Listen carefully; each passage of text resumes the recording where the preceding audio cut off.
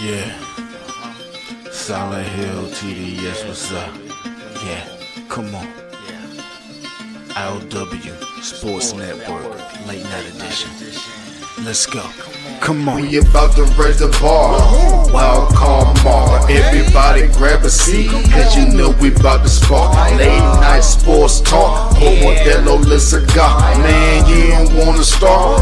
Wild card mark. We about to raise the bar. Wild card mark. Everybody grab a seat, cause you know we about to spark. Late night sports talk. Modelo Le Cigar. Man, you don't wanna start.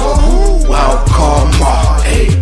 L Boogie with the hot flame, ashtray full of top names, little tree for your membrane. This the 9-hour time frame. I just snatched up a 6-pack, got my hands on a lid pack, whipping up a little batch of snacks. Yeah, man, I think I'm all set. Late night, can't sleep. Go ahead and just tap in. Better grab you a cold one, and we about to get some laps in.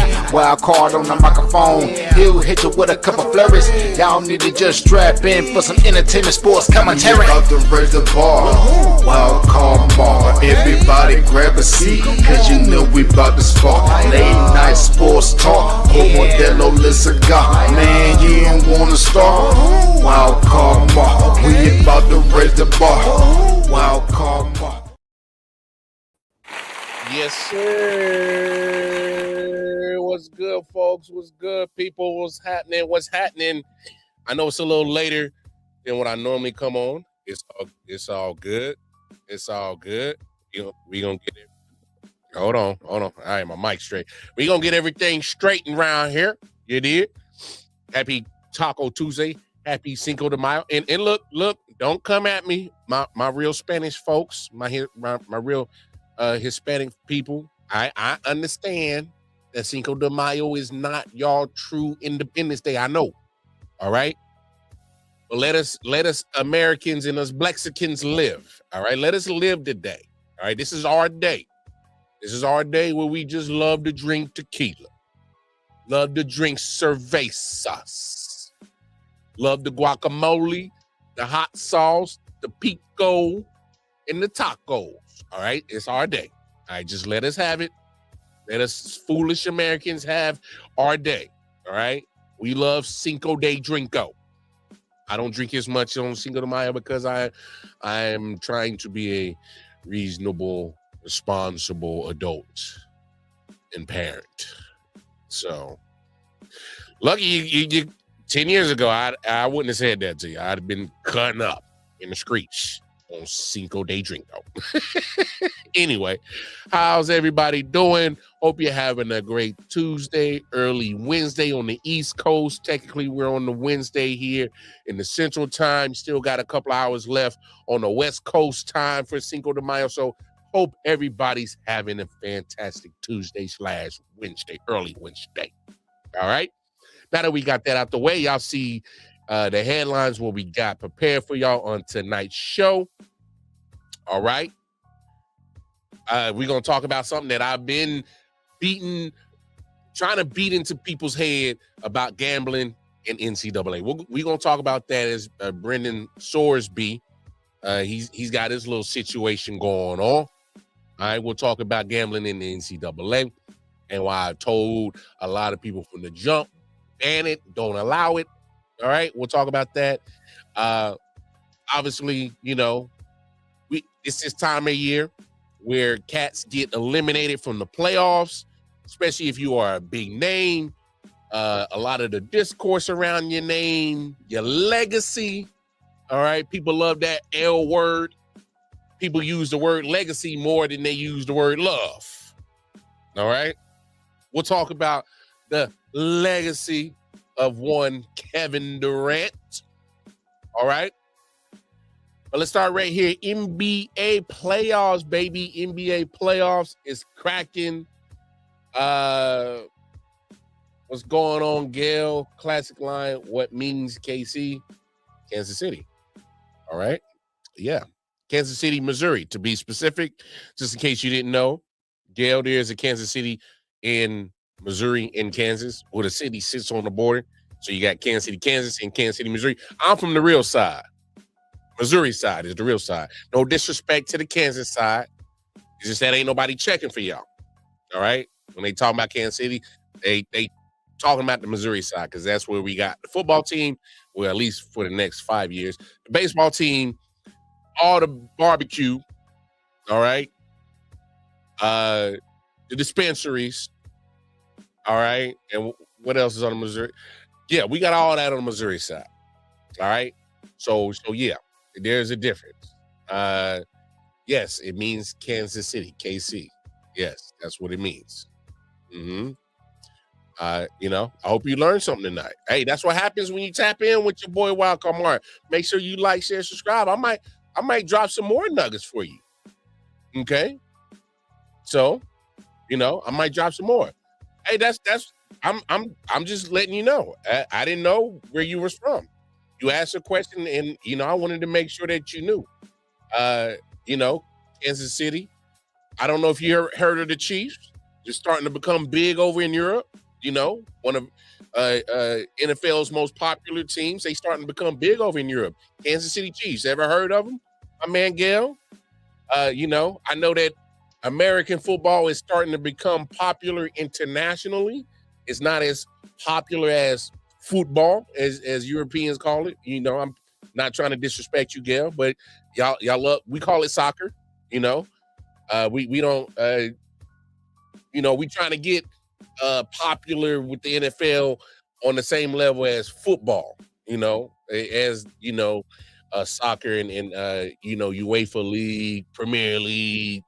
Trying to get as big as that over in Europe, as big as it is. It's an American sport. Us silly Americans love watching people collide with pads on, pretty much in a car wreck every day, putting their lives on the line. We're barbaric over here in America. All right, we're barbarians. All right, let's call a spade a spade. But let's get down to business, because NBA playoffs are here, heating up, finally into the second round of things. And I must say this. All right, I must say this. Me being a Lakers fan, look. The fact that we made it, okay, so oh man, not the Raiders. That's our rival. We don't like the Raiders. You look, Gail, go look up Patrick Mahomes, look up Kansas City Chiefs, and you'll fall in love with football. All right. Don't. I'm cool with if you like the Packers. We ain't tripping about the Packers. Don't like the Raiders. Rugby, yes, it's very international sport as well. I don't mind watching rugby. I wouldn't play it because I don't like the pile up when they do the piling and the jockeying for position. Yeah, that's but hey, rugby's cool. But here's my thing with the NBA playoffs. Now that we're in the second round, and me being a Lakers fan, I am absolutely hurt because I've been saying this for the longest. I've been asking for Lakers management to do something, and they did it. The only problem is you got the aging superstar in LeBron James, and you got an up-and-coming star. Well, he's already a star in Luka Doncic, all right? And what would happen if one of these guys went down? And this is what I was afraid of coming into the playoffs if we were going to be a Luka-led team with no LeBron, or a LeBron-led team with no Luka. And that was what I was worried about as a Lakers fan. And yet here we are in the second round. They got out the first round, and I'll talk about that kind of more when we talk about KD's legacy. Cheers from Switzerland. Okay, Gail. Shout out to Gail. Hey, appreciate you, man. Like, share, subscribe, spread the word. Hey, let's see how big we can get in Switzerland. And if you ever make it to the States, come on to Kansas City, Missouri. All right. Remember, Kansas City, Missouri, not Kansas. And I'll show you a good time. I'll show you all the spots to get the good ribs at, barbecue. I don't know if y'all do barbecue in Switzerland, but we do the barbecue. All right. I'll show you how to eat good barbecue. We got good tacos in Kansas City. All right. I can put you on game there too. I can show you where the good weed at too. The dispensary is popular. And we got some good bud. I don't know if you smoke. I do, but I can show you those two. Now the girls, you're on your own. I'm a married man, so I can't show you where the girls is at. So after that, I can show you where the bud, the beer, the barbecue, and the sports is at. After that, I can't. Okay. So you do barbecues, word. Well, come on down to Kansas City, and I'll show you a good time. But when it comes to this Lakers situation, they're going up against OKC, and I gotta be honest, I gave the Lakers maybe a 10% chance to win it this series. The Lakers might be lucky if they get gentlemen swept. Still one game, maybe. Because it's going to be tough. It's going to be tough for the Lakers to get past OKC. OKC, obviously, constructive, how they constructed, got the better team. All right? They got the better team. Howdy. What's good? The Lakers are just, I'm trying to find the right word to really describe how I think they just don't match up well with the Thunder. I'll be surprised if the Lakers get one. I'm just gonna keep it that way. All right. And here's why. It's because, and despite an actually solid game for Rui Hachimura today, I'm still kind of like, I don't know.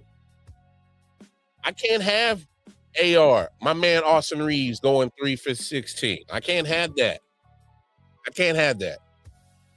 That is not conducive to winning playoff basketball when, one, you're without your star, Luka Doncic. Right? You're without Luka. You're going to take a hit. All right? Two, the one thing that I've been fussing at for the Lakers for so long is making sure that you got the right supporting cast around LeBron James in the event that you're going to be down a Luka Doncic. And here we are down a Luka Doncic, AR-15, Austin Reeves did not have a good shooting game. But other than that, Rui Hachimura, slightly over 50% shooting from the field. Kudos. I'll take it. 18 points, 37 minutes. Look, we'll take what I can get. Because outside of Rui, we got a very pedestrian 10 points from DeAndre Ayton. I get it. It's a double-double. He got 12 boards. He's supposed to get a double-double. As big as you are, that's probably one of my knocks I've always had against DeAndre Ayton. Inconsistency. Do you want to be a big man or do you don't? Right? That's always been my problem with DeAndre Ayton. Consistency. There's moments where the guy looks like a legit big man, and then there's other times where he just looks like a goofy-ass big man that's playing basketball because he's tall, not because he's good at it. So which one I'm going to get when it comes to DeAndre Ayton? Marcus Smart, hey, he didn't shoot well neither. 4-15, 12 points, 2 of 8 from the field. Crap. Booty juice. My man, JJ Redick damn near emptied the whole bench trying to find something. Even Bronny got 2 minutes. He's literally trying everything to try to get some help from LeBron without Luka. Because when's the last time y'all literally seen in the playoffs that a coach literally used the whole bench? One guy didn't get in. Hey, literally. That's it. Maxi Kleber was the only guy that couldn't get in on the Lakers. Everybody else got at least a minute. It's because JJ was trying to find something. Obviously, The game was over at the end. Some garbage time for some people's. Hey, get your playoff minutes. Whoop-de-whoop. You played in a playoff game. Woo! But, come on. I'm just being honest as a Laker fan. All right? As a Laker fan, because I need to make that distinct difference between being a LeBron fan and a Lakers fan. Because we know how LeBron fans act. They will follow him, whatever team he's at, buy the merch for whatever team he's currently playing for, support the team that he's currently playing for, and as soon as he moves on, they are no longer a fan of that team, of that franchise. They'll go with their fandom rolls where LeBron rolls. And that's okay. If that's how people want to rock, cool. No biggie. No problem. But what I'm saying is, as a Laker fan, when there's a certain expectation, a certain level of championship quality basketball team that we are accustomed to, and when you see this team, how they played tonight, I'm kind of looking like, how the hell did y'all even sneak out the first round? How'd y'all get out the first round looking like that? Because if that's what showed up tonight, damn it, get the brooms. Get the brooms. Get ready to get embarrassed, because OKC is going to easily sweep you right off the floor. We saw how the dominant performance they had in the first round. They picked up right where the hell they left off. Being dominant. Being dominant. I mean, literally, there's nothing, in my opinion, that the Lakers could have done tonight to win this game. I mean, Chet Holmgren gets his 24. Shea, look, not the most aggressive night, not the most stat-worthy night. Only gets 3 free throw attempts. I know a lot of people come on Shea talking about he's a free throw merchant, and I understand it to a certain extent, but I understand his game. I'm going to be aggressive. I'm going to go and attack the rim, and I'm going to make the referee make a decision. It's either a foul or it ain't. All right? So I'm not mad at Shea Gilgeous-Alexander for being wise enough to make a referee, make him do his job. I'm not mad at it. But the fact that you kept him to less than 5 free throw attempts, all right, that's a win, but it didn't equate to the actual win. All right? I mean, it literally was Chet Holmgren. And that's what it goes back to, the inconsistency when it comes to my man DeAndre Ayton is, hey man, you may not be as skilled as Chet, but you are also the bigger guy. Muscle up on skinny dude. Like Chet Holmgren is very skilled, but he's frail. He's thin in the tail. DeAndre Ayton, move that little dude. You may not be as quick, but you better figure out something. Like muscle homeboy. All right? The best way to slow down very athletic, slender dudes is muscle up on them. You got to show them that you going to be tougher than him. You need to shut that down. Absolutely got to shut that down. I mean, hell, even the undercoach went into his bag, pretty much used the whole bench. So I'm just worried as a Lakers fan that this is about to be the rest of the series, is that there's no help for LeBron. And now, people that watch my content, y'all know good and damn well I am not a LeBron fan, but I'm not oblivious to the impact of the game that he's had. I'm not oblivious to his talent. All right?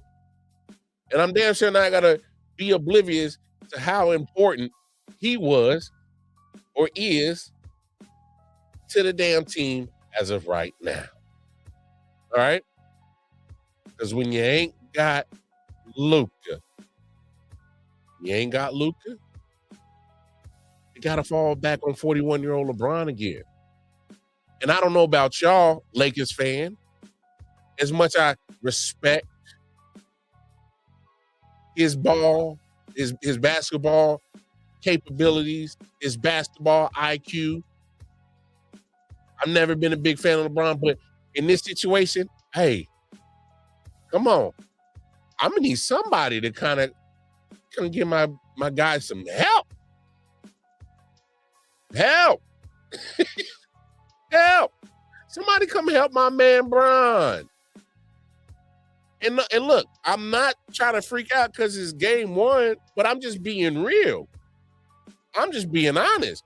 The fact, all right, the fact that the Lakers already pretty much went 6 games with a very offense inept Houston Rockets team without a Kevin Durant for majority of that season, I'm kind of like, well, damn. What are we going to expect when they actually got to go up against a team like OKC? Well, here we are with game one, and I'm like,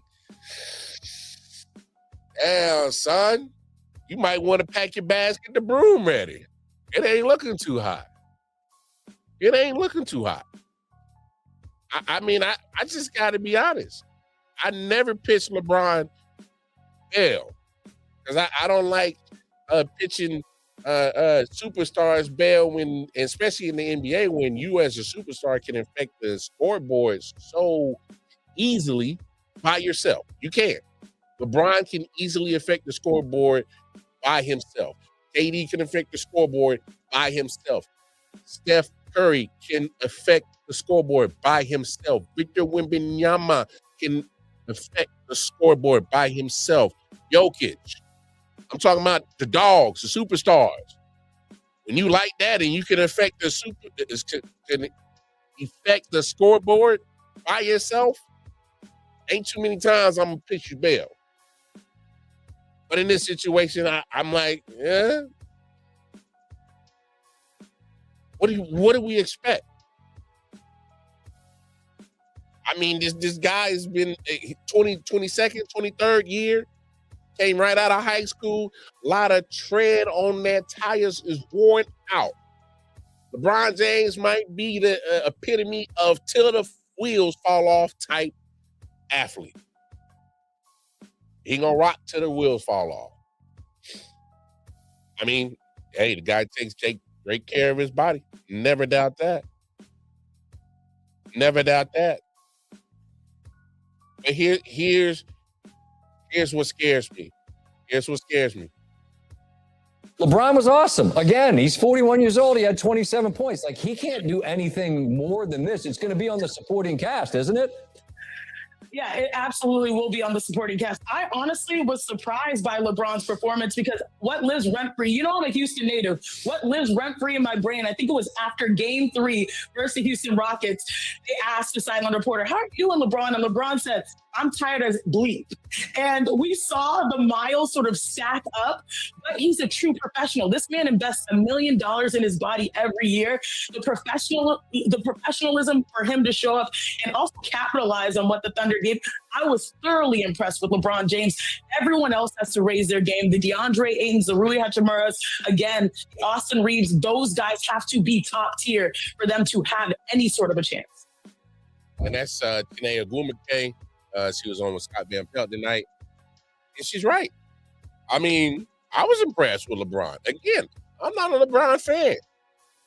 But as impressive as the performance was, I don't care. You know why? It was a losing effort. All right? People talk about that big game that Michael Jordan had against the Celtics. What, 63 points? It was great. Should we really care? It was in a losing effort. I mean, we can praise good performances, but we should also keep great performances in losing effort exactly what they are. It was a great performance, but I'm not gonna go cuckoo, for Cocoa Puffs. You didn't win. The object is not to look great, have a great performance. No, the object is to win. And if we ain't winning, I don't care. That LeBron at 41 was very impressive, which he was. But damn it, and this is not on him. It's not on him. But what I'm saying is, something better happen. Something better shake for the Lakers. Y'all better figure out what's up with Luka. You better go down to New Orleans, get one of them voodoo chicks, get one of them babies. Get one of them voodoo babies. Put a little Vex or Hex on my man. Boil up the chicken feet, whatever the little posters they be coming up with. You know, blood of the goat. I don't know what they, you know. You want them good Creole girls to cock up something for you, make you feel better, Luka? I don't know what needs to go down to get Luka here tomorrow. I don't know. But something gotta shake. Because I'm willing to take the ineptness of Luka's defense to at least make sure that I can get what he does on offense. I'm okay with it. Because if he's going to be shaky on defense, obviously we'll see what the Jared Vanderbilt injury looks like with the finger. But at the same time, I'm putting that joint in a splint and I'm telling his ass to get back out there and be my shutdown defender. You know? So there are other people that can defend on the Lakers having Luka on the floor. Let that be somebody else's child. Let that be Vanderbilt or Rui or hell. I let AR do it. I don't care. Just make sure that I got Luka's offense to help LeBron. Because this is what you're going to be dealing with, because we know that AR can score, but are we sure that AR is that consistent scorer to help alleviate some of the pressure off of 41-year-old LeBron? I don't think he is. Excuse me. So we've seen good AR, and tonight we saw bad AR. The problem is you can't be bad AR when there's no Luka. You gotta be on. Gotta be good AR when there's no Luka. You got to be the Batman's. You got to be Batman's Robin. You got to be the Robin to what is LeBron is the Batman. You got to be that number two. Look at this, how this roster is constructed with the Lakers. If there's no scoring from LeBron, who gets the points? Because we don't know when Luke is coming through that door. Who's getting the points? If anybody can answer that for me, I'll shut the fuck up. If anybody can answer me right now, if there's no AR shooting well, I'm sorry, if there's no Luka, and LeBron has to carry the load, where's the help coming from? Because I don't need every now and then guys that's going to chip in. I need consistent players that's going to chip in and help LeBron get to the next round. Because he's going to need every last guy on the roster at their elite level, which is going to be hard to ask for going against an elite defending champion like the Thunder. It's going to be a tall task. Is it impossible? Hell yeah. I ain't going to fake the funk with you, all right? I think it's impossible for the Lakers to win this series. I said it. My fellow Lakers fans get mad at me all you want. Don't get mad at me. Get mad at the way that damn Rob Pelinka has put together this roster where it is literally make or break with AR and or LeBron. They prefer having LeBron and Luka, but that ain't been the case this season. So at this point, we're at and or LeBron and Luka. That's just where we're at. You just got to face the facts. And when one of those and or ors not in the lineup, because they are not available, because of injury, because of health. Boom. Here we are into game one, getting the doors blown off. And I know a lot of people say, well, you know, the final score isn't indicative as it was. I ain't trying to hear that. Because at the end of the day, from what I was watching, I saw Oklahoma City team. I was really just kind of like, hey, man, let's make this shit interesting. Let's see who we can, entertain for the next 12 minutes in this fourth quarter. Because it was close. And then at some point in time, the Thunder said, entertainment shit over. Time to cut, bro. Time to kill motherfuckers. And they did what OKC did and said, it was cute, Lakers. That was cute. But it's time to put foot to ass, boot to cheeks. BTA will commence in 5, 4, 3, 2, 1, and get them up out of there. That's what happened. Matter of fact, that's a lot of things that's been kind of happening off of, not to get off subject, like the Magic was a lot. That was a lot of fool's gold right there. For them to be up on the number 1 seed, Detroit Pistons, and I kind of think Detroit Pistons was kind of playing when they fooled a little bit. They was like, oh, these old punk ass Magic, we ain't worried about them. And then next thing you know, they were down 0-2. And then in my humble opinion, Detroit said enough with the bullshit. We've done enough playing with these old punk ass Magic. Let's get them up out of here. Because then you saw the collapse of Game 6. All right.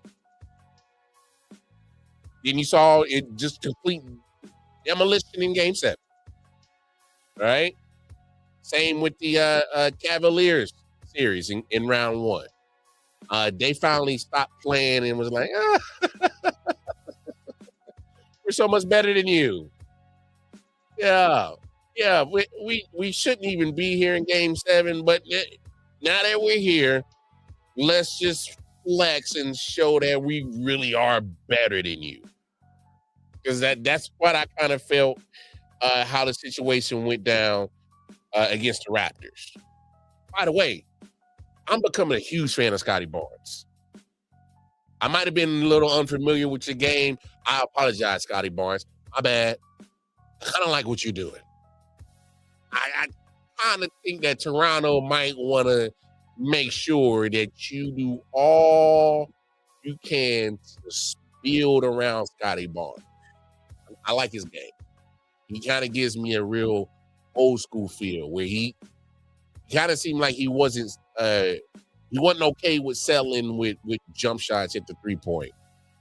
It looked like he wanted to get the series. One of the games that I was watching in the series, Toronto and Cleveland, he was being aggressive and trying to find his spot, whether it was mid-range or getting to the cup.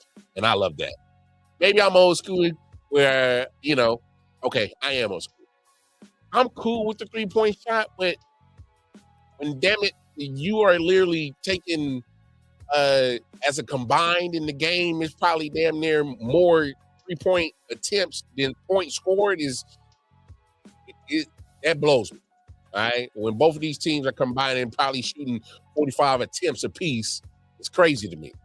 I think that's crazy. Damn, they got 90 attempts at the 3-point line is absolutely crazy. Maybe that's just me. But to get back on track, when you start seeing these teams kind of like, they're better than the team that they are. And they are just bullshitting around in these series and they flip the switch. And here we are again in another situation where I think, okay, she was like, oh, that's cute, Lakers. Yeah, stick around for the 4th. Let's get the views up. Let's get the NBA Twitter world talking.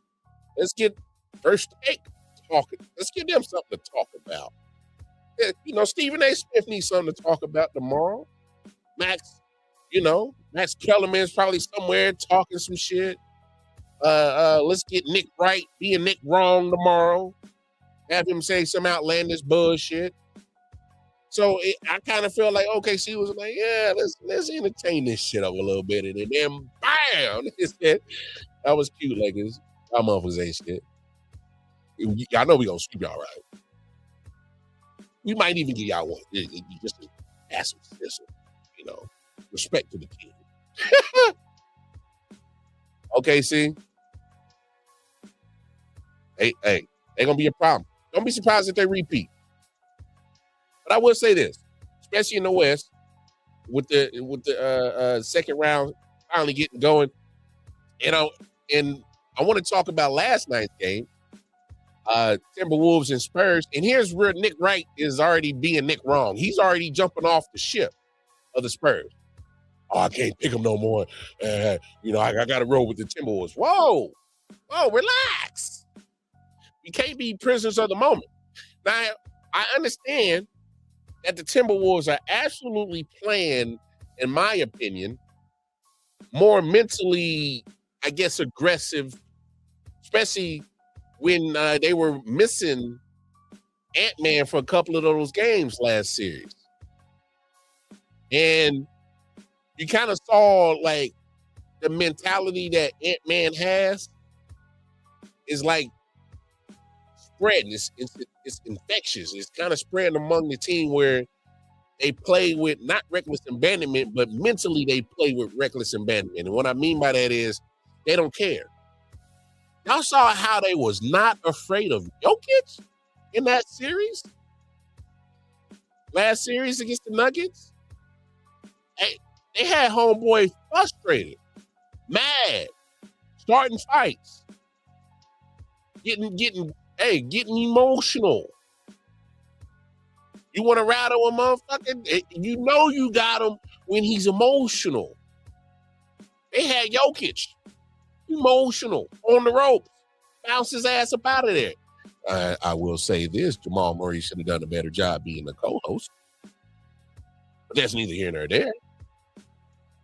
I will say this again. I said it last week. That Aaron Gordon injury, in my opinion, was more devastating to the Nuggets than the Timberwolves being without Ant-Man for those few games.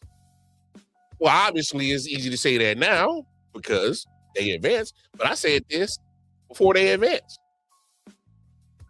Is when you got Ant-Man, who we know what he is, but you kind of saw it last night. Ant-Man was really, I don't want to say not aggressive, but he made sure that the homies, hey, for 3.5 quarters, get yours. I'm going to be around. I'm going to be here. You know, I'm still kind of hurt, but I'm going to be here.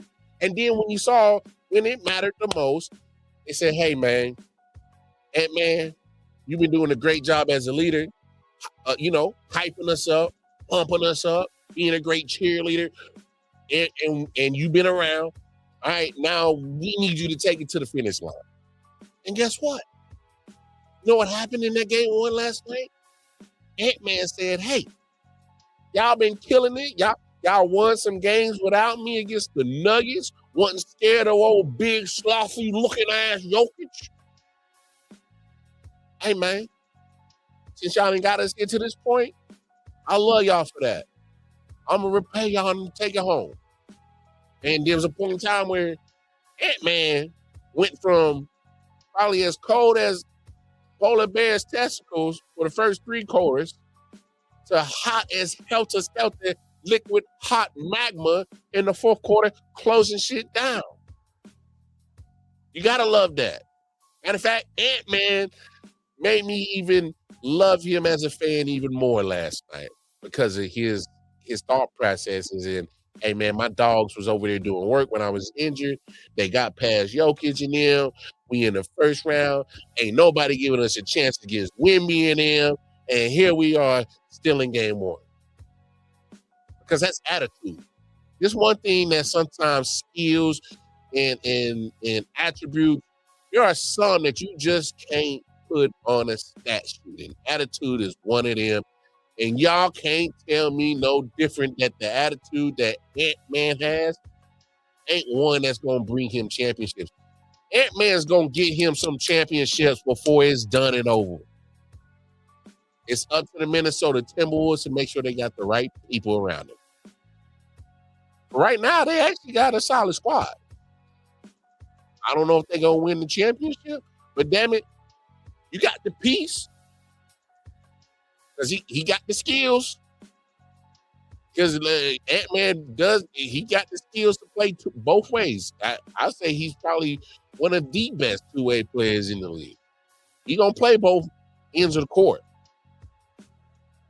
But the attitude, the win attitude, he really comes off as a player, and just looking how he interacts with his teammates, listen to him on interviews, behind the scenes shit.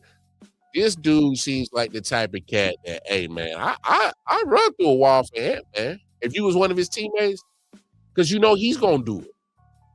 Because you know he's gonna give the effort. You know he's gonna want to do it. And hey, I'm all for it.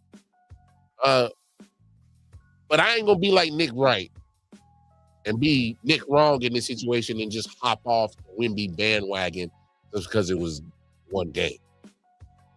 Because at the end of the day, it's still the Spurs, who have a very nice roster, and it's still led by Victor Wembanyama, alien himself. And I don't expect him to go that cold from beyond the arc like he did last night. Matter of fact, I'm willing to bet that he'll probably cut, I think it was 8 attempts he took from the line last night. I'm willing to bet he's going to cut that in half. Because I got a feeling he's going to be more aggressive. Yeah, he went 0 for 8 last night on the three-point line. I don't think that's going to happen again. I don't think 5 for 17 is going to happen again. Only 11 points. But I will say this. As much as we've all had jokes about Rudy Gobert, all right? That little French dude been showing his ass off this playoff series. Changing some narratives, right? Changing how people really think about, Mr. Frenchie. People, hey, he been changing my thought process on Rudy Gobert. I wasn't caring about them old little defensive player of the years that you grabbed. And now I'm kind of like, how foolish of me to ever think that. Rudy Gobert did a solid job against Jokic. He was probably one of the main reasons why Jokic was frustrated. And I thought that Rudy did a solid job on Wemby last night. Obviously, he's like, hey, man, I'm going to come up to the three-point line and get near it, but I'm not going to give up all this paint. Like, and you're not going to blow by me, because he is quicker. Because there was a couple of times where I'm like, damn, Rudy, you just not quick enough for Wemby. He's too fast for you. And once he gets within, 5 feet of the basket, he's in range to dunk, because the man arms are so damn long. Dude barely got to jump. So, yeah, I thought Rudy did a solid job against Wemby. Had him frustrated. Anytime he had no bad shooting nights like that, hey, Rudy did his damn job. So I get it. I've been one of the people that's had some jokes about Rudy. It's still Rudy Gobert, but damn it, he's got multiple Defensive Player of the Year awards for a reason.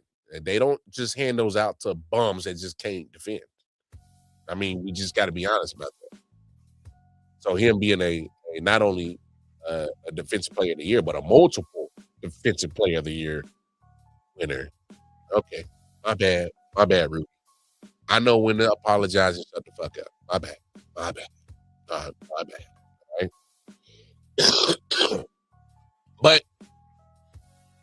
I wouldn't be surprised if this series goes 7, just because off of the sheer thought that the Timberwolves are scrappy. They are. It's just hard. I know a lot of people was like, oh man, Ant-Man gonna be hurt. Oh man, ain't no way they gonna get past Jokic and them. And they are in the second round. They're already one up on Wemby and them. So that's just where I'm at with that one. OKC, yeah, we talked about it a second ago. It is what it is. Let's move to the East, right? Because I don't know what to really make of the 76ers. I really don't. You win the 7-game series, get rid of Boston, which, by the way, sidebar, I wouldn't. I get that Jason Tatum wanted to play. He thought he was healthy enough for it. But hey, sometimes when you got those type of injuries, man, you got to be so careful with the ramping of a player coming back from the injury. And for him to come back within what's that, 8-9 months, 10, if that, miraculous, dangerous at the same time. And obviously, we're not having this conversation if Tatum doesn't get hurt, but he did. All right, and it does make you wonder, like, wow, was he really trying to push it?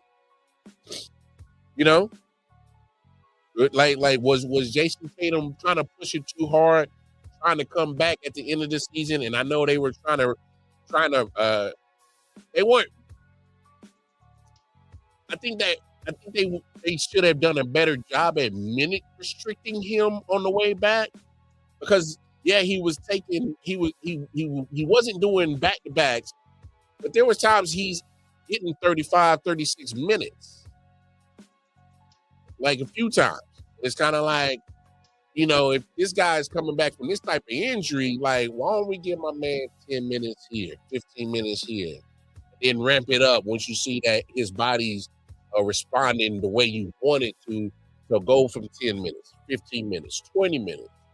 Start slowly getting him, or at least the minutes that you play him will put him in a position that he's not exposed where, hey, we're just trying to get your feet wet, bro. You could put him in into the first quarter, maybe beginning of the third quarter. Let's make sure we just at least get your stamina up, get your wind up, try to get you back in somewhat of basketball shape, competitive basketball shape, because you ain't been competitive in 10, 11 months, something like that, because of the injury. So I'm not saying that Boston did wrong, because if I'm a coach or I'm a general manager and my star player comes to me and says, hey, man, I'm ready. Well, let's talk to medicals. They clear you, then all right, let's go. But I don't know, man. Maybe sometimes players got to get saved from themselves. I don't know. I don't know what the actual true answer for that situation it was in Boston. But I know one thing. Hey, there was a point in time we all can't fake the funk. When we saw Tatum coming back, he was getting those minutes, had a couple of nice little games towards the end of the stretch. And you're like, Boston might be a little bit scared of what the hell we thought they were. But Philly handled business. Game 7 took a lot out of the 76ers, and Game 1 in New York was a quick turnaround. Yeah. Shout out to Man Down Sports, Mel, Jay, Chris, the ladies. Dom, Brittany. Shout out the whole Man Down crew. Y'all make sure y'all tap in with them. They do great shit around there, right? They do great stuff. Content is fantastic, right? Matter of fact, hey, I ain't never scared to say stuff where I get inspired by other people's, right? They one of those content creating companies that, hey, I don't mind. Hey, man, I like kind of what you did right there. Let me incorporate a little bit of that in my shit. Hey, if you ain't getting inspired, I don't know what you're doing. Then you ain't serious about your craft, right? If you don't get inspired. So shout out to them. But yeah, I definitely agree with that. It's crazy with the scheduling of the NBA. Like, damn. Which I understand, because they're more apt to have quick turnarounds. Obviously, playing an 82-game season, there's some back-to-backs in there. There's some travel days in there. But, hey, it's always a quick turnaround with NBA players in the game. So, they're used to that, but it still doesn't take away from the fact that it was a Game 7, that they were in with Boston. And you know, Boston and Philly are kind of those two cities where, you know, it's like the rivalry type, you know, they don't really fuck with each other. Boston don't really fuck with Philly, you know, because Boston says I was the original city of America, and then Philly says no, it's really us. We was the original city of America, you know. So they got that little kind of weird city beef going on, and it kind of leaks into the sports somewhat. I mean, they in the same region, so I understand it. So emotionally, I can definitely feel what Mel is saying right here. When hey, you going to game 7, you're physically drained, you're emotionally drained, you're probably spiritually drained, and guess what? Here come the Knicks, who happen to be clicking at the better time of the season. I mean, the Knicks thoroughly put boot to asses the other night. They made sure that, hey, yeah, that was cute, Knicks, for getting rid of Boston, even though we wanted to play them. But since you're here, come get this ass whooping. Come get it. And get it. And guess what? The Knicks got to do this. I said it last week. If the Knicks don't win the championship this year, then win. Then win. All right? A lot of things kind of happened the way for the Knicks this year. Obviously, the downfall of the Bucks. Giannis Antetokounmpo needs to get up out of there. By the way, I've said this before. If I was Oklahoma City, I was Denver Nuggets. Oh, yeah. I'll say it here again. If I was Oklahoma City Thunder, I would put Chet Holmgren in a package right now with some of those picks, the multiple picks that they got, and I would ship it over there to Milwaukee and get Giannis. I said it. Why not? You got the capital. Draft picks are there. The money will work itself out because Chad already got the max extension. All right. Giannis is already on the contract. Just saying. If you want to keep that dynasty to go from 2 to 3 years in OKC to probably 5 to 6, 7 years. No disrespect to Chad Holmgren, but I would pack your bags in a heartbeat if it gets me Giannis Antetokounmpo. Just saying. I know for a fact what I got with Giannis.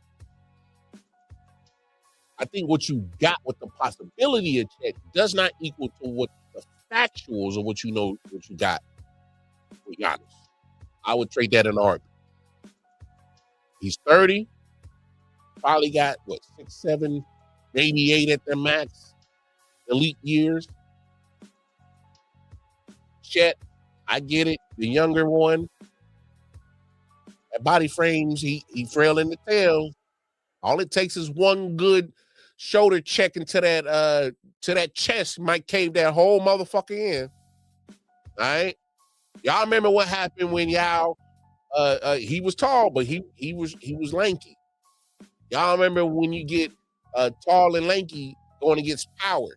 Shaq will throw that damn shoulder in the damn Yao's chest, and he was intentionally trying to cave that motherfucker in. Just saying. Just saying. When you're lanky and tall, no weight to the tail. Not saying you not gonna last in the NBA. It's just a little bit tougher to last in the NBA. You got some dudes that is just really some body rockers on the paint. It's gonna be hard for you to survive that. Just saying. That's just simple physics, in my opinion. I don't think you need to be a rocket science for that shit. But again, we're back on track to this. The Knicks gotta win. Matter of fact, it's so much, in my opinion, there's so much pressure on them to win that if they don't win it this year, I think you got to consider moving some of those pieces.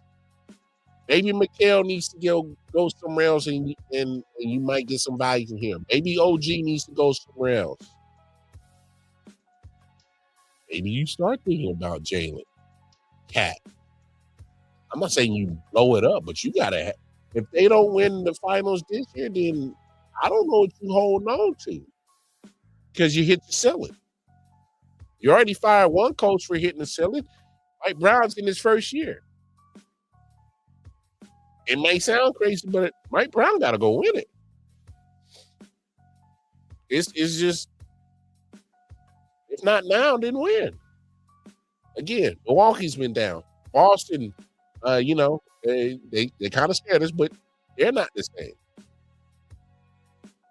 Detroit, okay, they solid. Love Cade, but if he's not shooting well, where the scoring come from? So that's a lot to be banking on Cade Cunningham to make sure he has a pretty much elite night every night. I mean, that's just my opinion about Detroit. So you look at the rest of the East, Philly don't scare me. Matter of fact, they won Joel Embiid slip away from losing him for the rest of the series. He might sneeze too hard and put his spine out of alignment. The way he's so fragile, that man might fart and he got a broken tailbone. So look, I'm just being honest. And I love Tyrese Maxey. What? I don't know if he's always been capable enough to hold the squad down when there's an Embiid out. I don't know if he's capable of doing that. Solid player. Love Terry's game, but I don't know if he's that type of player. I haven't seen it enough for me, in my opinion. I haven't seen it enough to say that, hey, man, without a former MVP in the lineup, and Joel Embiid, it's all on me, Max. Bring it home. I don't know if, that speech is going to really render the same results that you're thinking it is. I don't know. Because I just don't think he's done it enough for me. So when I'm looking at the landscape of the East, I'm kind of looking at the Knicks like, why don't y'all win this joint this year? There's a lot of things that's just unusual of the East this year that hasn't been in years past. There is no, in my opinion, clear-cut winner of the East. It needs to be the Knicks, though. I don't see a clear-cut representative for the East. But it needs to be the Knicks, though. Just saying. But let's be honest. The Knicks will have a hard time with either OKC or San Antonio. It'd be tough. It'd be tough. And I don't want to assume that we're automatically going to get Spurs, Timberwolves. I mean, Spurs and Thunder. Damn, it's kind of hard to really not think that we're not going to get. And I get it. They're down on one of Minnesota Timberwolves. Hey, man, they got to get 3 more. And that boy Wemby might be on hell on wheels for the rest of the series. So I'm pretty sure he not like the result of what went down in game 1. Just saying. And I definitely think he wants to make sure that he sees OKC in the Western Conference Finals. Because I think what would bring him satisfaction is winning the West and also winning the West by beating your nemesis. I'm just saying. I think Wemby's motivated to make sure that he beats the Thunder. And he makes sure that he bodies Chet Holmgren. I just think that's what he wants. So don't be surprised the Spurs come out for the rest of the series. And your man, Wembanyama, is going ape shit. Don't be surprised. Don't be surprised. I didn't damn spend my whole show on talking NBA playoff. Let's get to this. KD legacy. Because we do this every year, folks. Especially as fans, and our fandom can't help ourselves. is we throw this L word out, legacy. And it's crazy is because, like, from the fans' perspective, I'm kind of more like, how do we determine someone's legacy as a fan? And for me, I don't think we should. Because who the hell are we? I'm just being for real. Who the hell are we to determine a player's legacy? I mean, we're supposed to just be fans. And when you talk about legacy, and I don't think it's, for me, it's not the same. Because at the end of the day, it's a job. NBA players, NFL players, MLB players, National Hockey League players, whatever major sport player it is, that's their job. And to equate somebody's legacy or they did it on a job is, when you really kind of bring it down and think about it, is like goofy. Goofy. Because his job is just a source of income. It shouldn't affect my actual legacy as a human being on this planet Earth. And it shouldn't supersede what you are as a person. Occupation shouldn't make you a person. Occupation should just be for what it is, just a job. So that's why I don't get this legacy talk. And specifically when it comes to KD. And I was thinking about this the other day, and my analogy might be a little bit off, and y'all can get at me in the comments and say, whatever, just don't be disrespectful. Kevin Durant, I've seen players like him, and the first player that comes to mind, believe it or not, is Deion Sanders. And here's where the comparison for me is at right here. Because for those that remember Prime's Deion Sanders NFL career, specifically that career, your man drafted to the Falcons, was doing well. They made a few playoff appearances. Then he gets to San Francisco. And Prime helps San Francisco get to a Super Bowl and win it. And he won one in like 12, 13 years between the 80s and that early 90s Super Bowl. Okay, cool. So he helps them win a championship. Your man Jerry Jones, being Jerry Jones, said, hell, we were so close to getting to the Super Bowl. Why? What stopped us? Oh, that's right. That mother 21 Deion Sanders.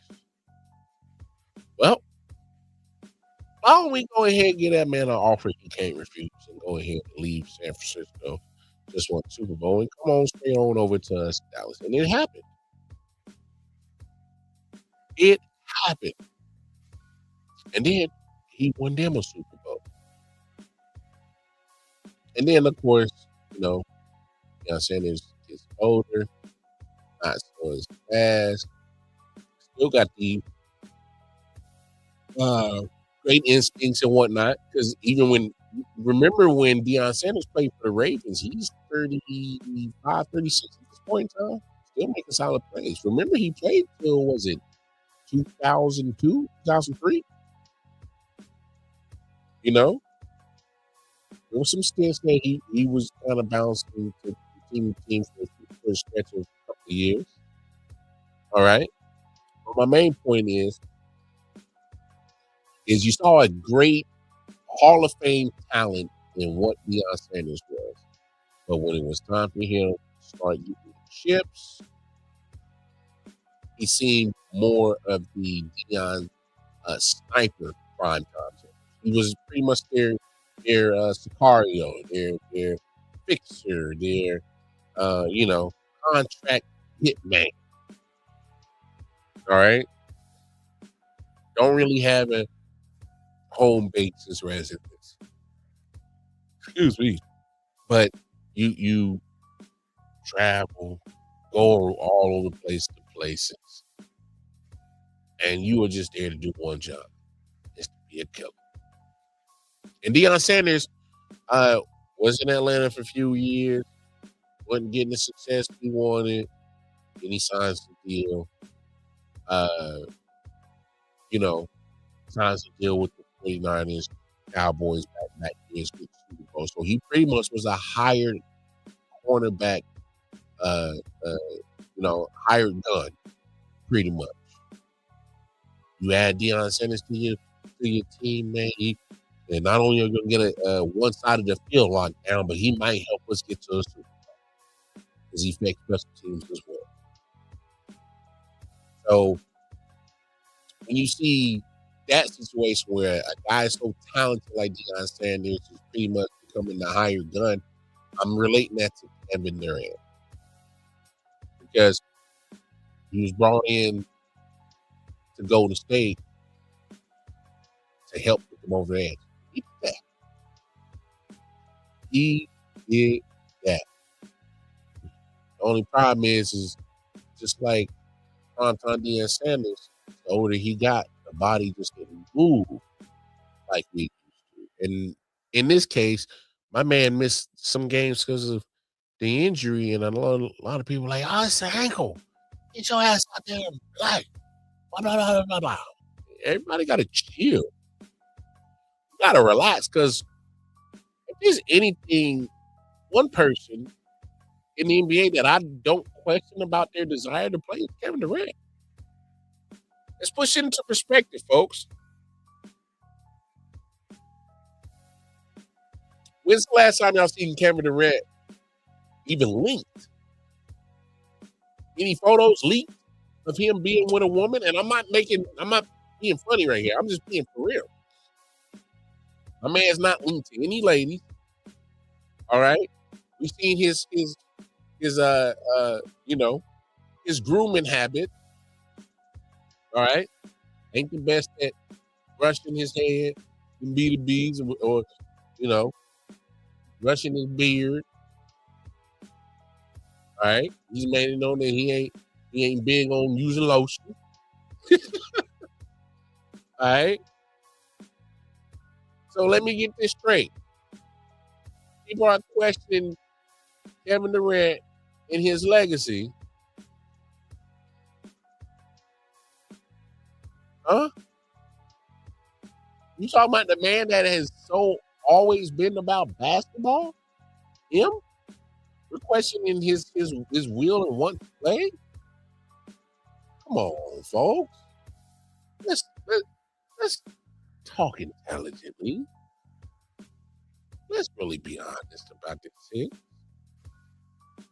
If you don't like Kevin Durant, then just say that. But just like how prime time was, he starting to become a hired gun. The only problem is this is Houston problem. It was a problem in Phoenix. It's just that, yeah, you got a hired gun, but this gun is getting old. And this gun has shown that it's broken. And I don't mean that in a bad way, but it's like, bro, you start getting older, all right? Your body ain't going to bounce back like it used to. Just him, the rest getting older. He's closer to 30 than he is 35. And so the mistake that Houston made, that Phoenix made is, hey, man, when you attract a hired gun of the talents of Kevin Durant, you got to bring him into something where all he has to do is his job. The team keep doing it over and over again and keep giving up so much capital to acquire Kevin Durant. And I'm not putting this on Kevin. It's y'all general manager. Kevin Durant's he's gonna get the blame for it. It shouldn't be. Because fact of the matter is, there's a general manager that has a job to do. He needs to make sure that, hey, I am putting the right squad together, building around my superstar, get him people that complement his game. That's the job of a general manager, right? All right. So I'm not gonna blame KD for the fact that franchises keep over and over again sell pretty much a lot of their credibility. I mean, mother was but when you over here putting so much all your eggs in one Kevin Durant basket and he's getting older and knee issues, and it's like you gotta get what you ask. My thing is like, come on, man. When it comes to his legacy talk, why we gotta have this discourse on what the legacy of what that human believes his legacy is? And if we disputed it, oh, how dare he? He's wrong. So what? He lived his life. I don't care. You start sounding crazy as hell. So when it comes to this so-called legacy, I just think, like, come on now, y'all can make fun of the kid for the the little counts, the little anonymous accounts that he had, little burner accounts, and say what y'all want, they're gonna use that against him. They're gonna use it against him. You know how corporate entities get down. If you don't know, you better ask somebody. Go see how TKO is handling WWE right now. All corporate pressure. Hey man, we got the money, back up, whatever the hell we want to do, say. Yay. Come on, man. For me, Katie's legacy, I'm fine with whatever he decides his legacy is. Who the hell am I trying to judge other man's legacy and his job? All right. I think I'm more concerned with the actual, thing of what it is. I need to, probably feel that I impacted something, and we can't act like Kevin Durant ain't impacted nothing. If we're really gonna have legacy talk, I mean, he's gonna go down as one of the best shooters in the history of the NBA. He is. But if he wasn't a hired gun, like primetime Deion Sanders, who knows where the where the growth could be. I'm just people gotta realize, man, not everybody's journey gonna be the same. It's just that. It is true. We are all way too many different people. We might have certain interests, likes that are comparable or alike, aligned with other people. At the end of this day, I think for me, the legacy is what those people say about you when you're gone, and that has absolutely nothing to do with basketball. So if we're talking about, age legacy, I don't know. The impact the game, could you ball? How people talk about it, to me is the true definition of, determining somebody's legacy. Is to hear words spoken about you in such a positive light. That's legacy, in my opinion. And it might necessarily even have anything to do with basketball or any sport. Just saying.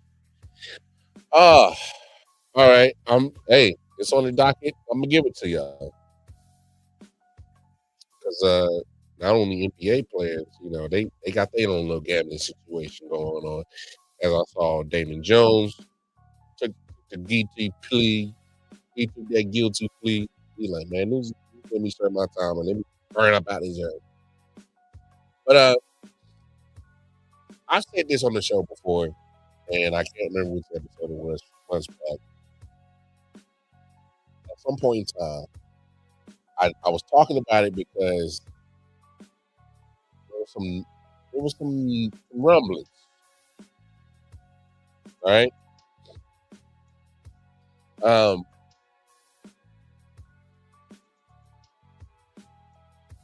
I don't like saying I told you so, but I told y'all so.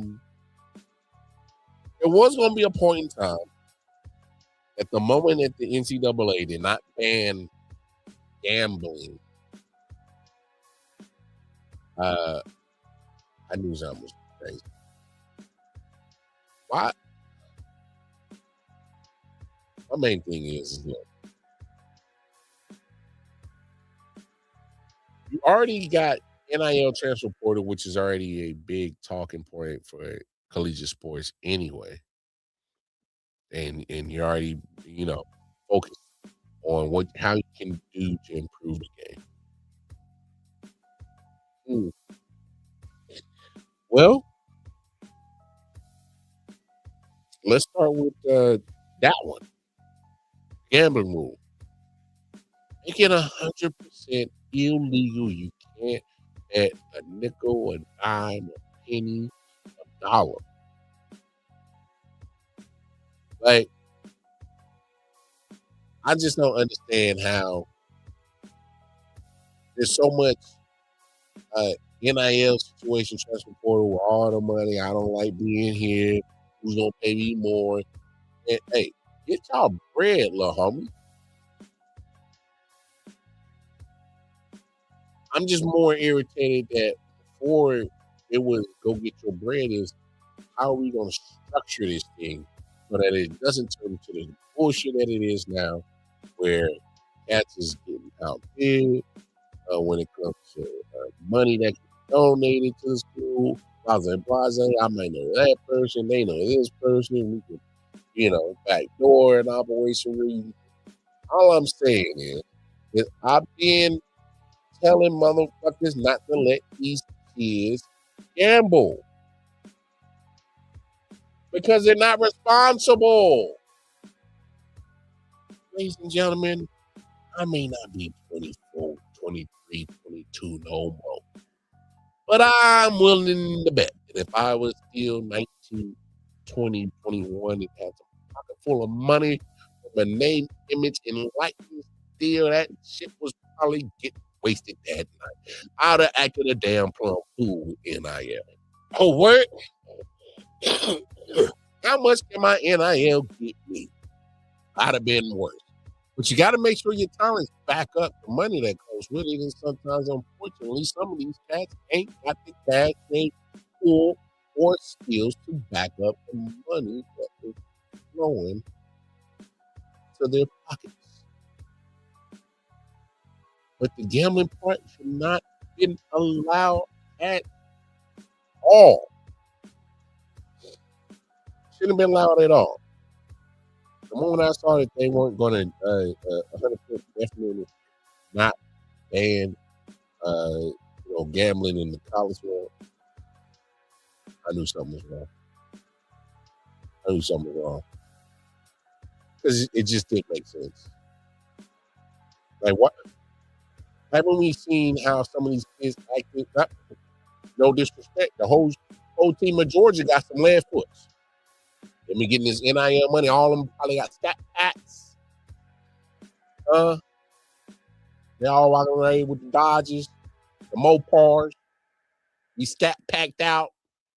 Well, they all got lead foots, and all of them damn near getting into some type of auto situation every damn year. Every damn year. Every year. So what my main point is when it comes to this gambling thing is, why are we trying to give 18, 19, 20, 21-year-old, young adults, not fully mature. Well, why are we even letting them even entertain or sniff that hate gambling is private, y'all? Because it won't be. They get cats in trouble from other states and countries. They be on that gambling shit. And something acting fun. Something ain't right. The only problem is with this one, this ain't the tip of the iceberg, baby. This ain't the tip of the iceberg. It's gonna get worse before it gets better. It is. It's gonna get far more worse than it is gonna get better. It'll take a minute for all this to clean all this up. But listen to Paul Feinbaum. To go into your mind.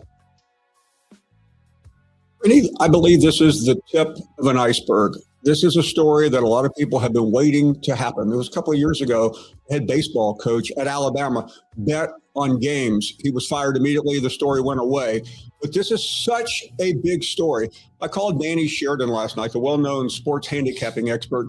He told me 75% of male college students bet on sports, and more than 25%, according to his research, of athletes. This could be an epidemic proportion and an epidemic of a scandal. And here's the most interesting part. The NCAA has been asking for this. About a year ago, the NCAA agreed on legislation that allowed college athletes to bet on professional sports. A number of people, including the SEC Commissioner Greg Sankey, intervened. They went to the president, Charlie Baker, and said, we have to rescind this. They did, but they opened the door for all of this, as we all know where sports gambling is, and now it has crept into college sports. And Greeny, unfortunately, I believe we'll be here many more times talking about this issue. The only problem with Feinbaum with what you said, it didn't just creep into college sports. It's been there. All right? Collegiate sports and gambling's been going on. People been betting on, Final Four games. Every tournament, March. Money's getting thrown across the damn world when it comes to that. And it's not just everyday folks gambling.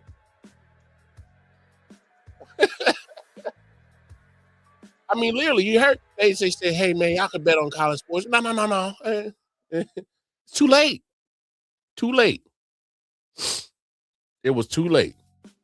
I'm just saying, at some point in time, just help yourselves out. You wanna eliminate a problem, that just make it 100%. If you bet, you got to go. Looks like they finally got back to that. And they need to stick with that. You got to. Sometimes you gotta save people from themselves. And having 18, 19, 20, 21-year-olds with some NIL money, got 500 racks in their pocket, what you think they're going to want to do with it? They want to get more of it because they want to blow it. Or some get greedy. I'm trying to, hey, you seen it before? College athlete caught 20 pounds of weed. You got a couple bricks. I just think the NCAA has so many issues now that the NIL is here. Again, it's not the players' fault. They should have been getting paid. But when you don't have parameters, rules, regulations, and then all of a sudden shit starts getting crazy, oh, we got to start putting rules and regulations. Did that before you wrote that out, player.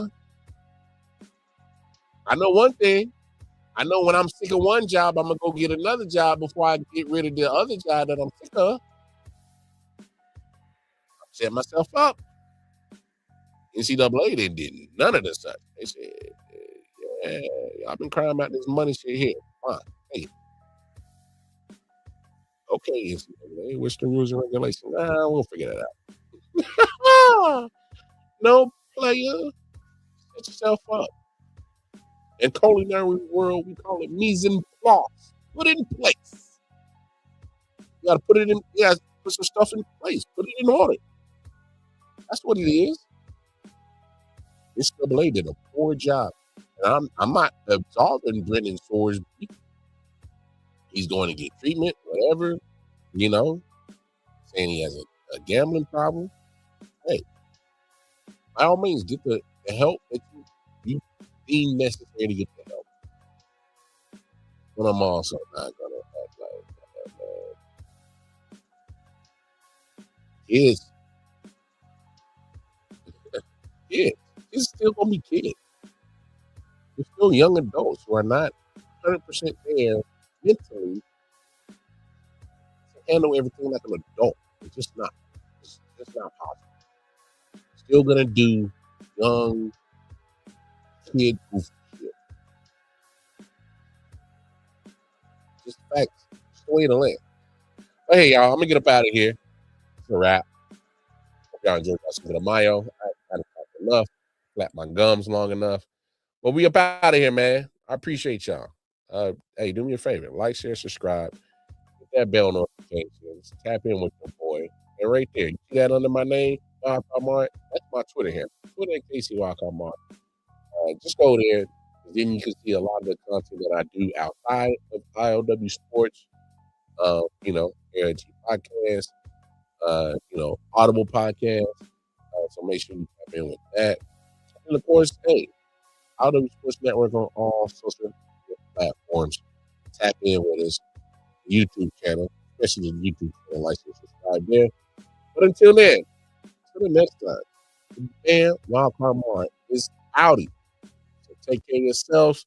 Take care of each other. I hope you drink enough tequila tonight and ain't enough tacos. Holla at your. Yeah. Solid Hill TD, yes, what's up? Yeah, come on. I.O.W. Sports Network, late night edition. Let's go. Come on. We about to raise the bar. Wildcard Mart. Everybody grab a seat, cause you know we about to spark. Late night sports talk. Modelo Le Cigar. Man, you don't wanna start. Wildcard Mart. We about to raise